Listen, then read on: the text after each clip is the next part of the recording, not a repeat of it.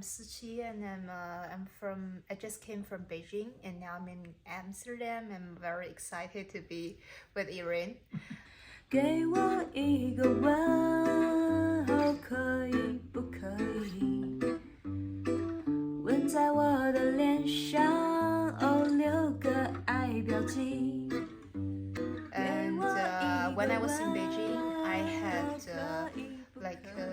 one or two bands of Gypsy jazz and other style that we're doing. And you see this T-shirt on me. Yeah. It's designed by one of my band member and one of my best friends.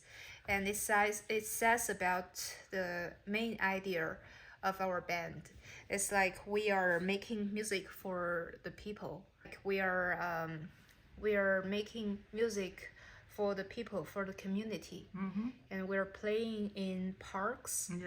Yeah. Playing in parks in the neighborhood, where everyone would enjoy, including older people, including little kids. It's very good because we have a washboard with us. Yeah. And every time when we are doing it in public, when there are little kids coming, they would dance with us. So that's really sweet. The washboard is on your T-shirt. Yeah. This is the guitar. Yeah, guitar and violin, and this is melodica.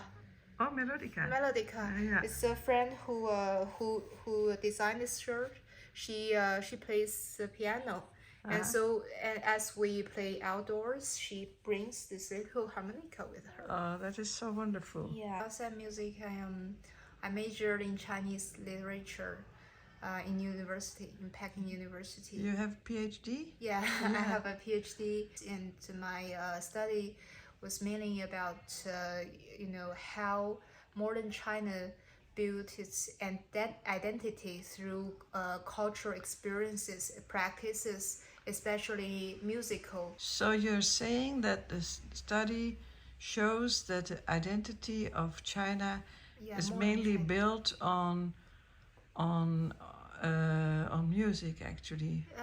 Because more than on images. Yeah, they are or literature. Yeah, they are at the same time. So, when PRC was founded, at that time most of the people, they couldn't read at that time.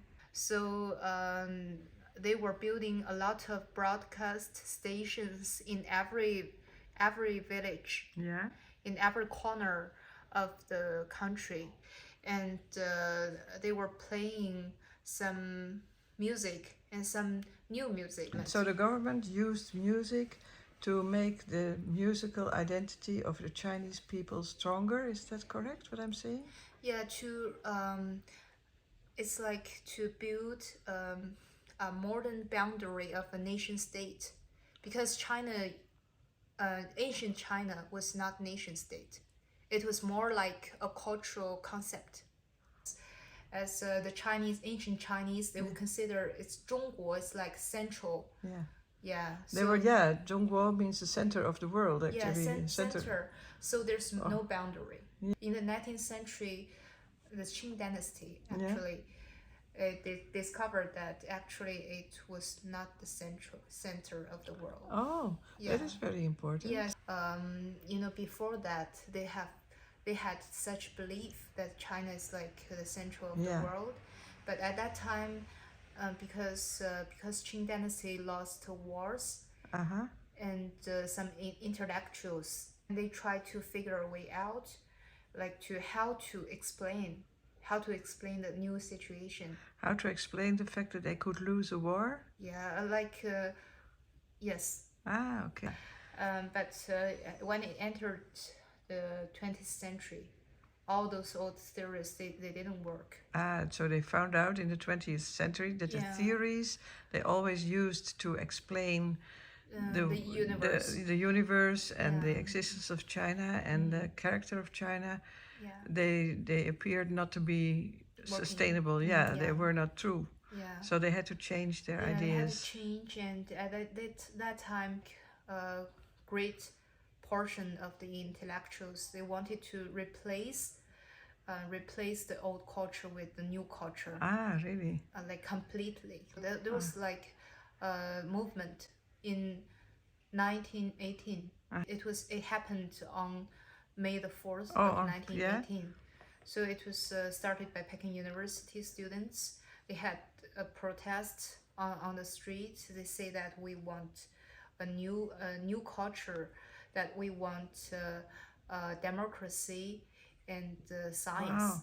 They wanted to rebuild the culture about these two basic elements. Yeah, so that's some people believe that it is one of the first origins of modern China spirits. Do you recognize their thoughts in modern China? Yeah, I think they are one aspect. Yeah. 吻在我的心上，哦，让我想念你。纵然闭着你的眼睛，你不答应，我也要大胆请求，绝不灰心。纵然闭着你的嘴唇，你没回应，我也要勇敢请求。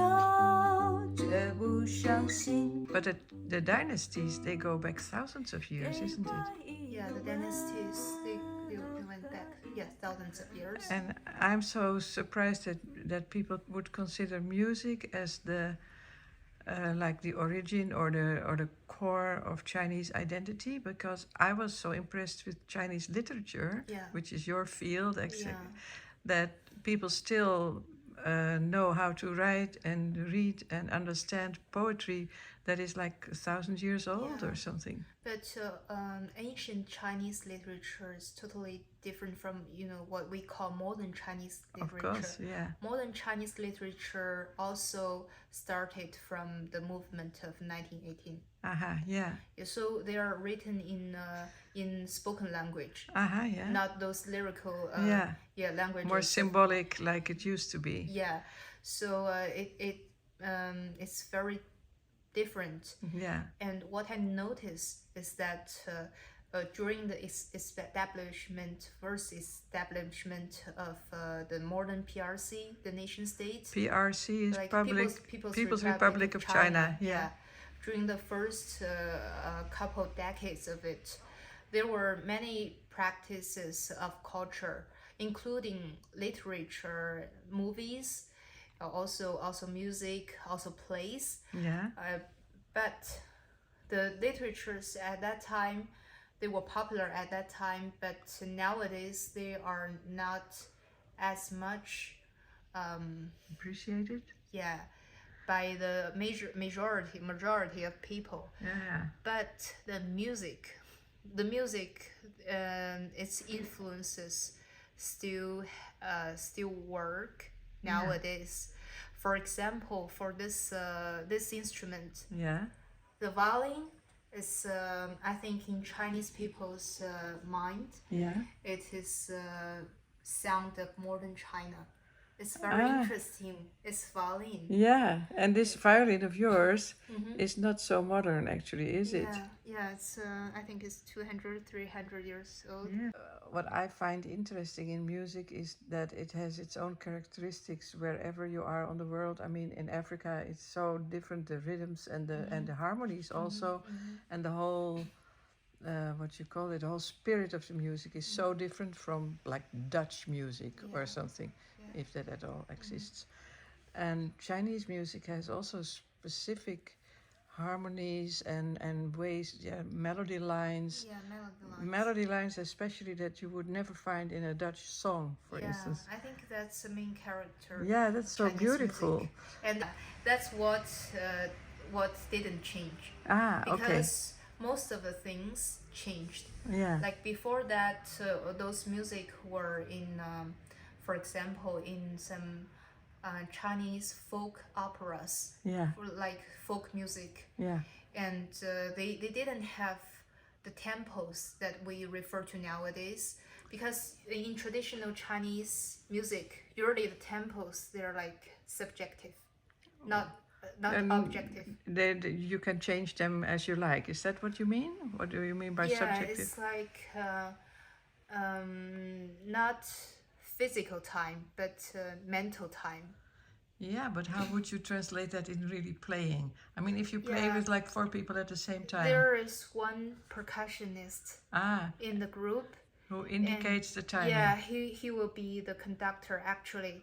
Wow. So it is like some rubato. So when we play some rubato in orchestrated music, it's still possible, because you can feel the breath. Yeah, it's a breath and the mood. Yes. That controls the tempo. Yes. So, but in modern music, it's not possible, most probably. No, mostly not. Really. So when they adapt, those old melodies into modern works. Yeah, all those the tempos, they may change mostly, but in some parts of the new work, they still remain some certain elements of it. So that is one very important work on the violin. It's called the Liangzhu violin concerto. It's about a very famous Chinese folk story, a very lovely love story, but it's tragedy. It's just like Chinese Romeo and Juliet. Yeah. Could you like play maybe on your violin just a few music lines that are typical Chinese that are not I Western? can play the theme of that concerto, but I haven't practiced it for a long time. So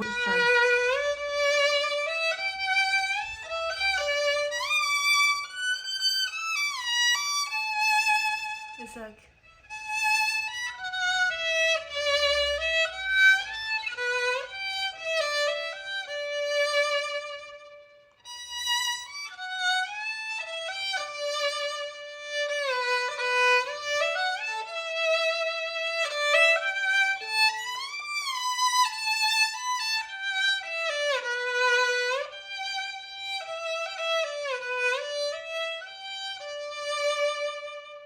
When I was entering primary school, I started violin. Okay. But at that time, we were classically trained. Yeah.